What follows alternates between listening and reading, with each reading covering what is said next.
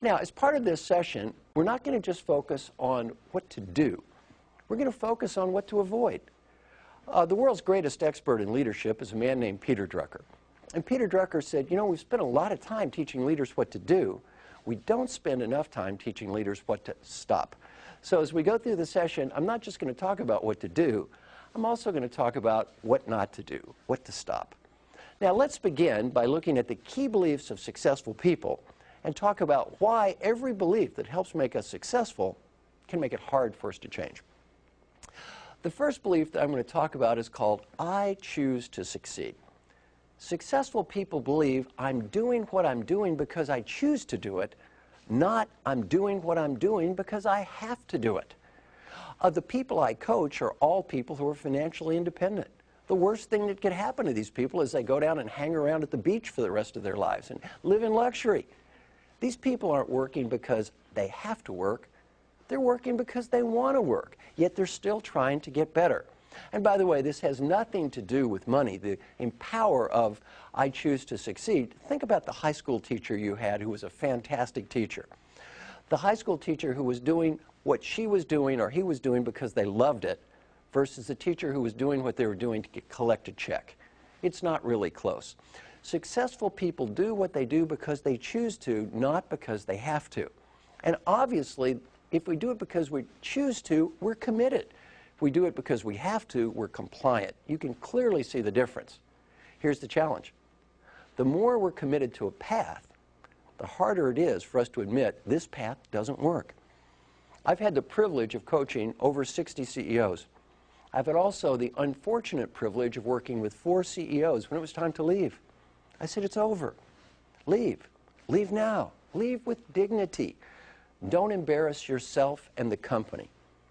I failed in all 4 cases. How easy is it for a successful CEO, a person who believes in what he or she is doing, is highly committed, to finally admit it doesn't work? This idea just failed.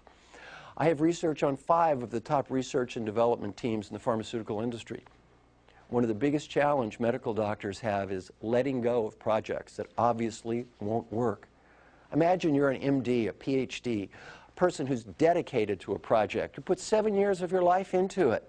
How easy is it for you to say, that didn't work? Eventually you have to go to these people and say, see the little mice? They're dead. Look over there, more dead ones.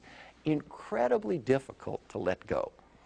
Now, this belief, I choose to succeed, is going to be a key to our whole philosophy of coaching. Have you ever tried to change the behavior of a successful person that had no interest in changing? How much luck did you have in these religious conversion activities? Now I'm going to ask you a troublesome question, a personal question, an embarrassing question.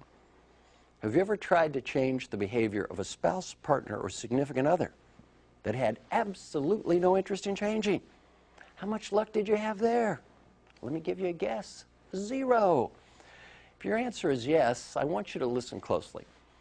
I'm going to teach you something that will help you not only have a more effective rest of your life, it'll help you have a happier rest of your life. My mother was a first-grade school teacher. In her mind, the entire world was populated by first graders. I was always in the first grade. My father was a first grader. All of our relatives were in the first grade. I'll never forget when my dad was 80 years old, she was still correcting his grammar. We're from Kentucky. His name was Bill. She'd go, Bill! Bill! Eventually, we had a talking bird. The bird would start going, Bill! Bill! He's 80 years old on his little cane. She looks up at him. She's still correcting his grammar. He looked over her and he said, honey, I'm 80 years old. Let it go. If you don't learn anything from me but this one tiny lesson, this lesson is going to help you become much more effective. What is that lesson in coaching? If they do not care, do not waste your time. How much of our lives have been spent attempting to change the behavior of adults that don't care? What is our return on that investment? The answer, a lot, and usually 0. This is a key to effective coaching. Put your focus with the people that do care, not with the people that don't care. One organization that understands this very well is called Alcoholics Anonymous. You have to say one thing before you participate in Alcoholics Anonymous. What is it? I am an alcoholic. What have they learned? if the person will not say, I am an alcoholic, not only will they not get better, they will be cynical, sarcastic, and screw things up for everyone else.